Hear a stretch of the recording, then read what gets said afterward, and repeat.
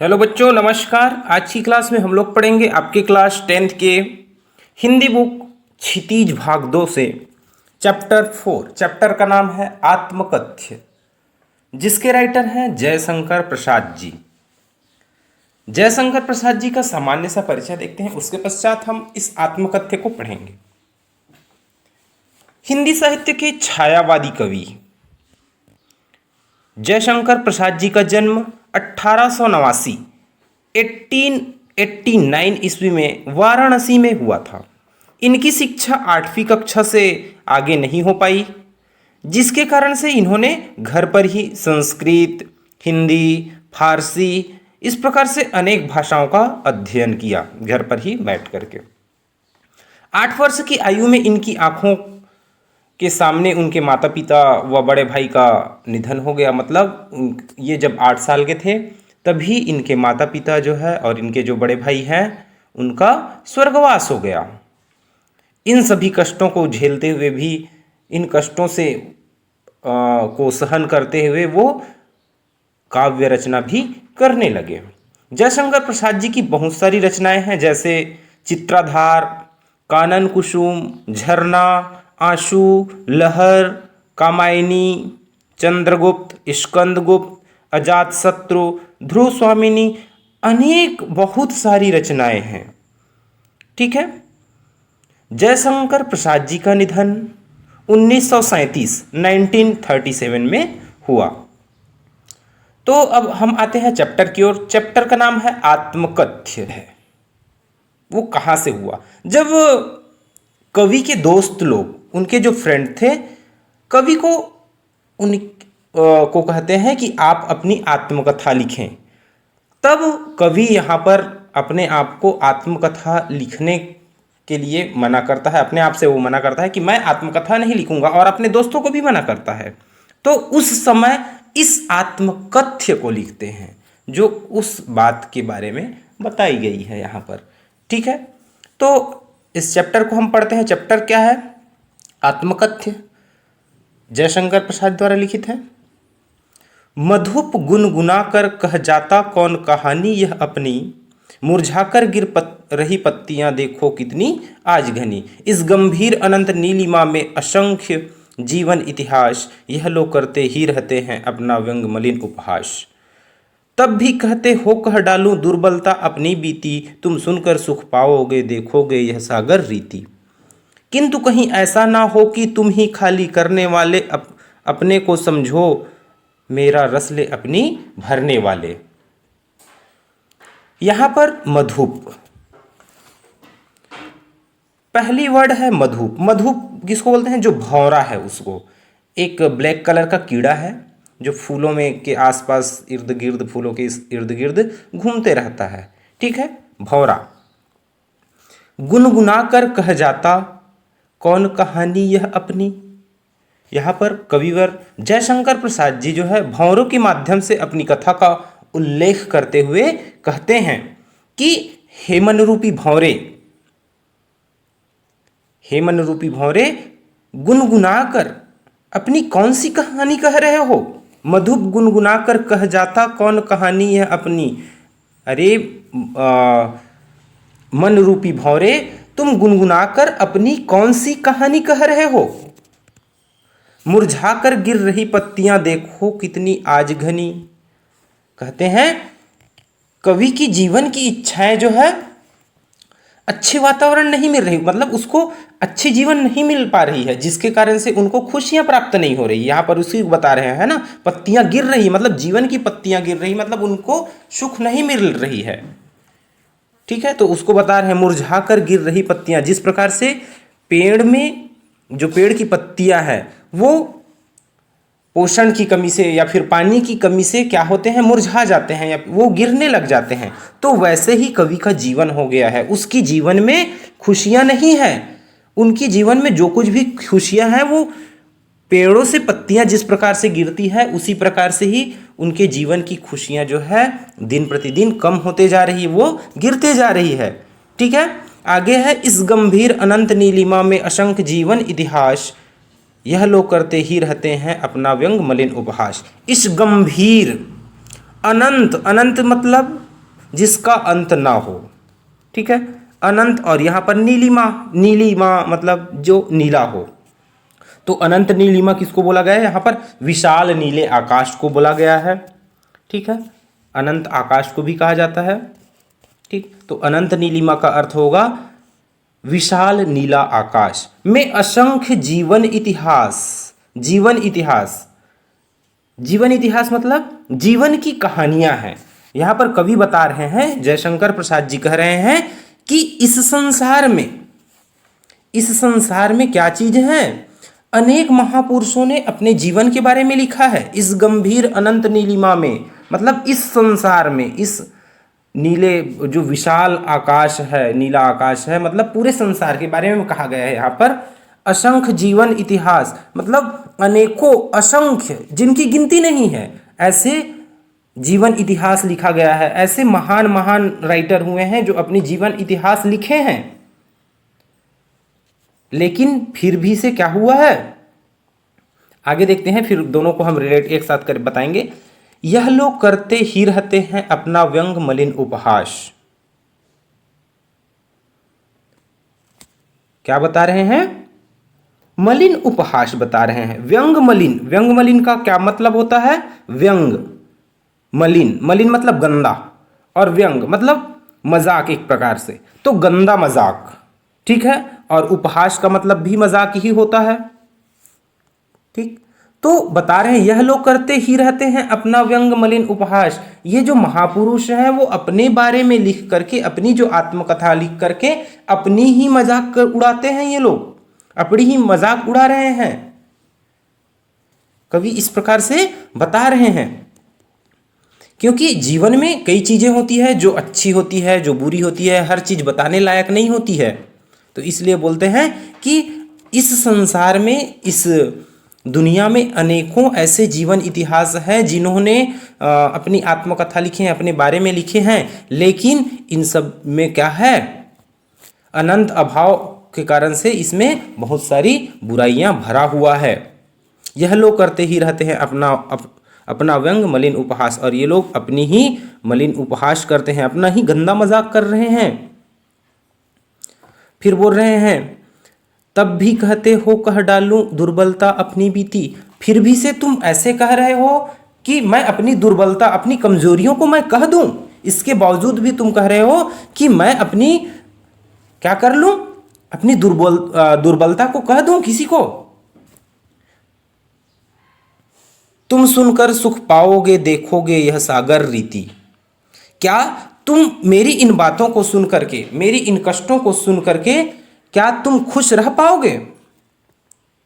ठीक है, तुम सुनकर रह पाओगे देखोगे यह सागर रीति। सागर रीति का मतलब होता है जो खाली घड़ा होता है, उसको बोलते हैं। मतलब खाली, मन का भाव जो है वहां पर खाली है। यहां पर कवि बता रहे हैं कि क्या तुम मेरे इस मन के भाव को जो खाली है उसको सुन करके सुख पा सकोगे? उसको सुन सकोगे तुम? मेरा मन जो है खाली सागर के समान है, जिसमें किसी प्रकार से कोई भी भाव नहीं है।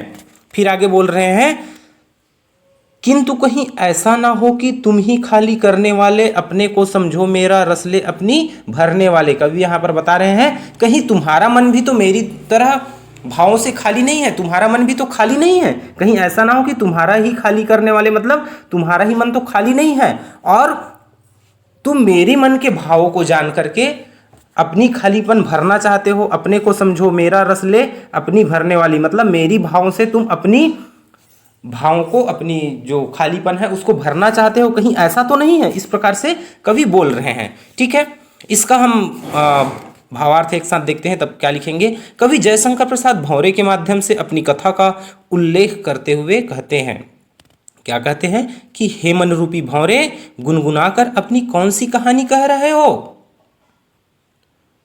ठीक है, यहां पर वो बोलते हैं कि उसके जीवन में जो सुख पहुंचाने वाली जो चीजें हैं वो सब चीज जो है पेड़ों में लगी पत्तियों के समान मुरझा करके गिर रही है। जिस प्रकार से पेड़ की पत्तियां हमेशा गिरते जाती है, उसी प्रकार से मेरे जीवन की जो खुशियां हैं वह सब गिर रही है। और बताते हैं, इस गंभीर अनंत नीलिमा में असंख्य जीवन इतिहास और इस विशाल विस्तार वाले आकाश में न जाने कितने महापुरुष ने अपने जीवन की कथाएं लिखी है। उन्हें पढ़कर तो ऐसा लगता है कि वह स्वयं अपना ही उपहास कराते हैं, अपना ही मजाक उड़ा रहे हैं। तो मेरा जीवन तो बहुत ज़्यादा अभाव से भरा हुआ है, मेरे जीवन में तो बहुत ज़्यादा अभाव है, बहुत ज़्यादा बुराइयां हैं। तो फिर मैं अपनी मजाक में कैसे करूं, मैं अपने बारे में कैसे लोगों को बताऊं, जब बड़े बड़े जो इतिहासकार हैं, जो राइटर हैं, जो महान पुरुष हैं, वो लोग कथाएं लिखे हैं, उनमें कमियां हैं, उनमें जब वो आत्मकथा लिखे हैं तो उनमें भी कमियां देखी गई है, उसकी भी, उन लोगों की भी वहाँ पर कुछ जगहों पर उपहास हुआ है। तो मैं तो एक सामान्य सा इंसान हूँ, मेरे जीवन में बहुत ज़्यादा बुराइयां भरा हुआ है, मेरे जीवन में बहुत ज़्यादा अभाव है। तो फिर भी मित्रों, तुम मुझसे यह कहते हो कि मेरे जीवन में कमियां हैं, जो मेरे साथ घटित हुआ है उसको मैं सबके सामने कह दूं, ऐसा तुम लोग क्यों कह रहे हो? क्या फिर आगे बोलते हैं कि क्या तुम मेरी कहानी को सुनकर के सुख प्राप्त कर सकोगे? तुम सुनकर सुख पाओगे, देखोगे यह गागर रीति, जो मेरे मन के अंदर में जो खालीपन है, जो मेरे अंदर में जो खाली भाव है, मतलब कोई भाव नहीं है, कुछ भी अच्छाई नहीं है, क्या तुम इन सब चीज़ों को देख करके या सुन करके क्या तुमको सुख मिलेगा? कहीं ऐसा तो नहीं कि तुम्हारा मन भी खाली हो और तुम मेरी बातों को सुन करके अपने खाली मन को भरना चाहते हो? इस प्रकार से कवि जो है बता रहे हैं। ठीक है, अगली काव्यांश देखते हैं। यह विडंबना अरि सरलते, तेरी हंसी उड़ाऊं मैं, भूले अपनी या प्रवंचना, औरों की दिखलाऊं मैं, उज्ज्वल गाथा कैसे गाऊं, मधुर चांदनी रातों की, अरे खिलखिलाकर हंसते होने वाली उन बातों की, मिला कहाँ वह सुख जिसका मैं स्वप्न देख कर जाग गया, आलिंगन में आते आते मुस्कुराकर जो भाग गया। यह विडंबना, विडंबना का मतलब होता है दुर्भाग्य। अरि सरलते, तेरी हंसी उड़ाऊं मैं। सरलते मतलब सरल मन वाली, सरल मन वाली, जिसका मन एकदम सामान्य हो, सरल हो। तेरी हंसी उड़ाऊं मैं, कवि यहाँ पर कहते हैं कि यह तो दुर्भाग्य की बात होगी, यह एक विडंबना होगी। अरि सरलते, तेरी हंसी उड़ाऊं मैं, जब मैं सरल मन वाले की, किसी सरल मन वाले की हंसी उड़ाऊं, तो यह जो है क्या होगी? दुर्भाग्य होगी। आगे लिखते हैं, भूले अपनी या प्रवंचना, औरों की दिखलाऊं मैं। प्रवंचना का मतलब होता है धोखा, ठीक है। औरों की दिखलाऊं मतलब, और मतलब दूसरों की दिखलाऊं मैं। यहां पर कवि बोल रहे हैं कि मैं तो अभी, क्या बोलते हैं, कवि कहते हैं कि यह तो दुर्भाग्य की बात होगी कि जो सरल मन वाले हैं उसकी मैं हंसी उड़ाता हूं, तो यह जो है दुर्भाग्य की बात होगी। मैं तो अभी तक स्वयं दूसरों के स्वभाव को समझ नहीं पाया हूं, मैं दूसरों के स्वभाव को अभी तक के मैं समझ नहीं पाया हूं, तो मैं तुम्हारे सामने मैं अपनी कमियां कैसे प्रकट करूं? यहां पर लिखे हैं भूले अपनी, मैं अपने आप को भूल जाऊं। यहां पर प्रवंचना, मैं अपनी दुखों को भूल जाऊं या फिर किसी दूसरों को दिखलाऊं, औरों की दिखलाऊं, या फिर दूसरों की दुख है उसको मैं तुमको दिखलाऊं। मुझे यहां पर कुछ भी समझ में नहीं आ रहा है। इस प्रकार से कवि बता रहे हैं, मैं तो अभी तक स्वयं जो है दूसरों के स्वभाव को समझ नहीं पाया हूं। मैं तुम्हारे सामने अपनी कमियां प्रकट करूं या लोगों के छल कपटपूर्ण जो व्यवहार है उसको, एवं दुनिया से जो मुझे धोखे मिले हैं या फिर जो कुछ भी मेरे को धोखा मिला है उसको मैं तुम्हें बतलाऊं, मैं क्या करूं? इस प्रकार से वो कवि बोल रहे हैं। ठीक है, उज्ज्वल गाथा कैसे गाऊं, मधुर चांदनी रातों की। यहां पर कवि कहते हैं कि मैं उन मधुर चांदनी रातों की उज्ज्वल गाथा को कैसे गाऊं? उज्ज्वल गाथा मतलब जो सुख भरी कहानी है, उज्ज्वल गाथा का मतलब जो सुख भरी कहानी है उसको मैं कैसे बता दूं? जो उन मधुर चांदनी रातों में हुआ करती थी, जो मेरे साथ हुआ करती थी, उन बातों को मैं तुमको कैसे बता दूं? अरे खिलखिलाकर हंसते होने वाली उन बातों की, जब मैं अपनी प्रिय के साथ में खिलखिलाकर हंसा करता था, उसके साथ हंस हंस कर जो बातें करता था, जो उज्ज्वल गाथा थी, जो सुख भरी बातें थी, जो सुख भरी कहानी थी, उसको मैं तुमको कैसे बतला दूं? मैं उन चीज़ों को मैं तुमको नहीं बता सकता, मैं उन चीज़ों को तुमको नहीं बताऊंगा। मिला कहाँ वह सुख जिसका मैं स्वप्न देख कर जाग गया, आलिंगन में आते आते मुस्कुराकर जो भाग गया। लेकिन बता रहे हैं यहाँ पर, उन क्षणों को लोगों को बताने की आवश्यकता नहीं है। कवि अपनी आत्मकथा बताते हुए कहते हैं कि मिला कहाँ वह सुख, मुझको तो वो सुख मिला ही नहीं है। मैं स्वप्न देखकर जाग गया, मैं तो केवल उसका स्वप्न देख रहा था, केवल और केवल उसका स्वप्न देख रहा था, अपने प्रिय का स्वप्न देख रहा था। लेकिन वो भी क्या हुआ, आलिंगन में आते आते मुस्कुरा कर जो भाग गया। आलिंगन में आते आते, आलिंगन में आना मतलब, आलिंगन का मतलब होता है बाहों में आना, बाहों में भरना, है ना। आलिंगन में आते आते मुस्कुरा कर मतलब मुस्कुराकर जो भाग गया। मैं तो उनकी सपने ही देख रहा था और वो मेरी बाहों में आने वाली थी और वो मुस्कुरा करके भाग गई। तो फिर मैं अपनी इन बातों को, ऐसी सुख भरी कहानी को जो अधूरी है उसको मैं कैसे बताऊं। इस प्रकार से वो बता रहे हैं, जो मेरी जो इच्छाएं हैं वो सफल नहीं हुई है, मुझे कभी सुख की प्राप्ति हुई ही नहीं है, ऐसे सुख मुझको मिले ही नहीं है। तो फिर मैं ऐसे बातों को मैं किसी को क्यों बताऊं, इस प्रकार से कवि जो है बता रहे हैं। ठीक है, अगला देखते हैं, तीसरी काव्यांश है, अंतिम काव्यांश। जिसके अरुण कपोलों की मतवाली सुंदर छाया में अनुरागनी उषा लेती थी निस्सुहाग मधुमाया में, उसकी स्मृति पाथेय बनी है थके पथिक की पंथा की। सीवन को उधेड़ कर देखोगे क्यों मेरी कथा कंथा की। छोटे से जीवन की कैसे बड़ी कथाएं आज कहूँ, क्या यह अच्छा नहीं कि औरों की सुनता मैं मौन रहूं। सुनकर क्या तुम भला करोगे मेरी भोली आत्मकथा, अभी समय भी नहीं थकी सोई है मेरी मौन व्यथा। जिसके अरुण कपोलों की, अरुण कपोला मतलब किसको बोलते हैं, जो अरुण कपोल मतलब लाल गाल, जो चीक है ना, रेड चीक, किसी का भी उस अपनी प्रिय के बारे में बता रहा है, उसकी जो चीक है वो कैसा है, लाल लाल है ना। आगे बोलते हैं कि मतवाली सुंदर छाया में, मतवाली मतलब मस्त कर देने वाली, बहुत अच्छी लगने वाली, है ना मतवाली। ठीक, सुंदर छाया में, कवि यहाँ पर पहली लाइन में कहते हैं, कवि अपनी सौंदर्य की, जो अपने प्रिया है, जो अपनी प्रिय है, उसकी सौंदर्यता का वर्णन करते हुए कहते हैं कि उसकी जो लालिमा युक्त गाल है, जो लाल लाल जो या फिर गुलाबी बोल देते हैं वहाँ पर, तो अरुण कपोलो मतलब होता है लाल गाल। ठीक, तो यहाँ पर लाल गाल ही बोल सकते हैं हम। अभी कवि बता रहे हैं कि कवि अपनी प्रिय की जो सौंदर्यता है उसका वर्णन करते हुए कहते हैं कि उसकी जो लालिमा युक्त जो गाल है उसको देखकर ऐसा लगता था जैसे प्रेम बिखेरती उषा जो है उदित हो रही है। नीचे लिखते हैं वो, अनुरागनी उषा लेती थी निज सुहाग मधुमाया में। अनुरागनी उषा, अनुरागनी उषा का मतलब होता है प्रेम भरी जो सुबह है। अनुरागनी मतलब प्रेम, और ये जो उषा का मतलब होता है सुबह। तो अनुरागनी सुबह का मतलब प्रेम भरी सुबह। लेती थी निज, निज मतलब अपना, सुहाग मधुमाया में, मधुमाया मतलब प्रेम से भरी हुई। ठीक है, तो यहाँ पर कवि बता रहे हैं अपनी प्रिय की सौंदर्यता का वर्णन करते हुए कहते हैं कि उसकी जो लालिमा युक्त गाल है उसको देखकर ऐसा लगता था जैसे प्रेम बिखेरती ये जो उषा है वो उदित हो रही है, सूर्योदय हो रही है, ऐसा प्रतीत होता है। किसको देख करके, उसकी जो प्रिय है, उसकी जो गाल है उसको देख करके ऐसा लगता है कि उषा हो रही है वहां पर, ऐसा लग रहा है, ऐसा लगता है, वो बता रहे हैं। ठीक है,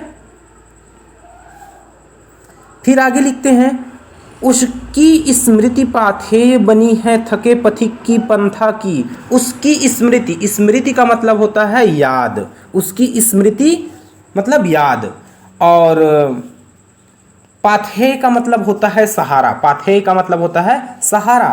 उसकी याद जो है एक सहारा बनी हुई है, उसकी जो प्रिय है उसकी याद जो है एक सहारा बनी हुई है। कैसे, थके पथिक की पंथा की। थके मतलब जो थका हुआ है, पथिक मतलब राहगीर, जो रास्ते चलने वाला होता है वो, और पंथा की, पंथा मतलब होता है रास्ता। ठीक है, उसकी जो क्या है, याद है, उसकी स्मृति सहारा बनी हुई है, जो उसकी प्रिय है उसकी याद जो है एक सहारा बनी हुई है। जिस प्रकार से कोई राहगीर को कोई सहारा मिल गया हो, कोई छाया मिल गया हो, इस प्रकार से उसकी प्रिय की जो यादें हैं वो उस कवि का सहारा बना हुआ है। ठीक है, जो उसकी थकान को दूर करता है। ठीक है, कवि बता रहे हैं कि उसकी याद जो है, जो मेरे प्रिय की याद है, वो मेरी थकान को मिटा देती है, वो मेरे जीवन की सहारा है। ठीक, तो इन तीनों पंक्तियों का अर्थ हम देखते हैं एक साथ। कवि अपने प्रिय के सौंदर्य का वर्णन करते हुए कहते हैं कि उसकी लालिमा युक्त गाल को देखकर ऐसा लगता था जैसे प्रेम बिखेरती उषा उदित हो रही है, जैसे सूर्योदय हो रही है ऐसा लगता है। अर्थात उसके मन को ऐसा लगता था कि उषा भी जो सुबह है वो भी अपनी लालिमा उसी से लिया करती है, उससे ही प्राप्त करती है, ऐसा प्रतीत होता था। यहाँ पर कवि कहते हैं कि आज मैं उसकी ही यादों का सहारा लेकर अपने जो जीवन की रास्ते में जो कुछ भी थकान आता है उसको मैं दूर करता हूँ। अर्थात यह कह सकते हैं कि उसकी यादें जो है, कवि के जो जीवन में जो भी थकान है, जो कुछ भी दुख है, उसको मिटा देता है। ठीक है, मिटा देती है। सीवन को उधेड़ कर देखोगे क्यों मेरी कंथा की, छोटे से जीवन की कैसे बड़ी कथाएं आज कहूं। यहां पर कवि कहते हैं कि मेरे जीवन में सुख के ऐसे पल कभी आए ही नहीं हैं। ठीक है ना। सीवन, सीवन मतलब होता है जो सिलाई किया हुआ है ना, सीवन मतलब सिलाई किया हुआ। तो बता रहे हैं कि सीवन को उधेड़ कर मतलब उसको खोल कर, जो सिलाई किया गया है उसको उधेड़ कर, उसको खोल कर देखोगे क्यों मेरी कंथा की। कंथा मतलब मन की भाव।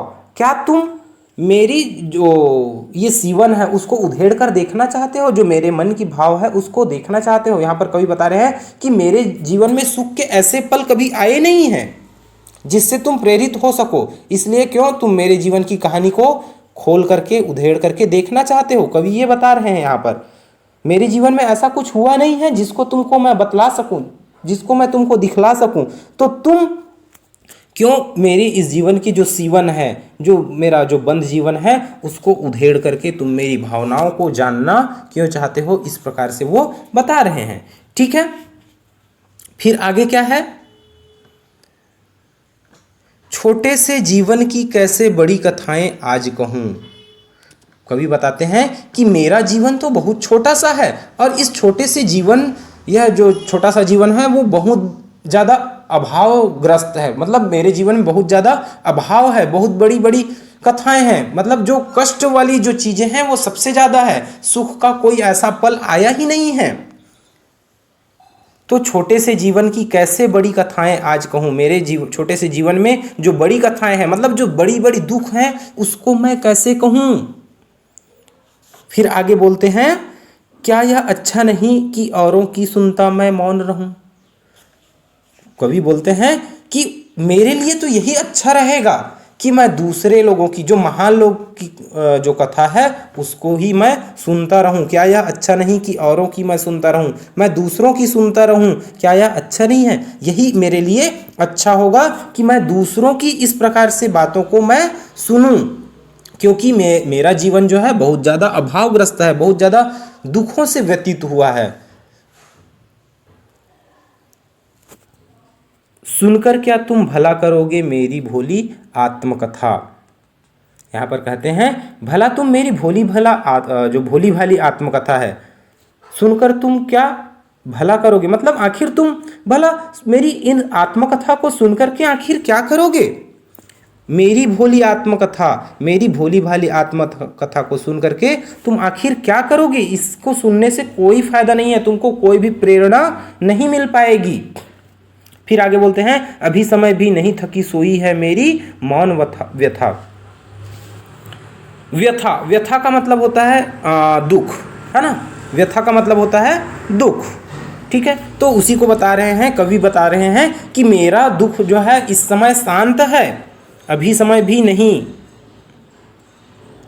थकी सोई है मेरी मौन व्यथा, मेरी जो मौन व्यथा है वो थकी हुई है, थक गई है, अभी समय भी नहीं। और बोलते हैं कि अभी ऐसा समय नहीं है, मतलब यह समय जो है उचित नहीं है, आत्मकथा लिखने का समय यह उचित नहीं है, इस कारण से मैं आत्मकथा नहीं लिखूंगा। इस प्रकार से कवि जो है बोल रहे हैं। तो इसका हम भावार्थ एक बार समझें तो क्या होता है। कवि यहाँ पर बताते हैं अपनी प्रिय की सौंदर्यता का वर्णन करते हुए कहते हैं कि उसकी जो लालिमा युक्त गाल है वह ऐसा लग रहा है जैसे सूर्योदय हो रही हो, ऐसा लग रहा है। कवि जो है बता रहे हैं यहाँ पर कि आज मैं उसकी ही यादों का सहारा लेकर अपने जीवन के रास्ते को मैं तय करता हूँ। उसकी सहारे से है मैं अपने जीवन में दुखों से लड़ता हूँ, वो मेरे जीवन की सहारा बनी हुई है। उसके स्मृति पाथे बनी थके पथिक की पंथा की, है ना। तो उसकी जो यादें हैं वो मेरे लिए सहारा है। फिर आगे बोलते हैं कि मेरे जीवन में सुख के ऐसे पल कभी आए नहीं हैं जिनसे तुम प्रेरित हो सको, इसलिए क्यों तुम मेरे जीवन की कहानी को उधेड़ कर देखना चाहते हो, सीवन को उधेड़ कर देखोगे क्यों मेरी कंथा की। तो मेरी इस जीवन में जो कुछ भी दुख हुआ है, दुख आया है, उसको उधेड़ करके तुम मेरे जीवन की गहराइयों को जानना क्यों चाहते हो, उसको उधेड़ कर देखना क्यों चाहते हो। मेरी जीवन जो है अभावग्रस्त है, बहुत ज़्यादा दुख है मेरे जीवन में, उसको तुम देखना क्यों चाहते हो। छोटे से जीवन की कैसे बड़ी कथाएं कहूँ मैं, अपने जीवन की इस छोटे से जीवन की बड़ी कथाएं, इन दुखों को मैं कैसे बताऊं तुमको। क्या यह अच्छा नहीं, उससे अच्छा यह है कि मैं औरों की इन बातों को इस प्रकार से, औरों की जो आत्मकथा है उसको मैं सुनूं। मैं अपना अब सुनाने वाला नहीं हूँ, इस प्रकार से बता रहे हैं। सुनकर क्या तुम भला करोगे मेरी भोली आत्मकथाओं। कहते हैं कि आखिर तुम मेरी आत्मकथा को सुन करके क्या करोगे, उसमें तुमको कोई भी प्रेरणा नहीं मिलेगी। अभी समय भी नहीं थकी सोई है मेरी मौन व्यथा, और यह समय जो है इस समय जो मेरा दुख है वो शांत है। थकी सोई है मेरी मौन व्यथा, क्या है, मौन व्यथा है ना। वो मेरा जो दुख है इस समय शांत है, वह अभी थक कर सोया है, इसलिए अभी आत्मकथा लिखने का उचित समय नहीं आया है। इस प्रकार से कवि बता रहे हैं। ठीक है, उम्मीद करता हूँ कि यह चैप्टर आपके समझ में आई होगी। Thank you.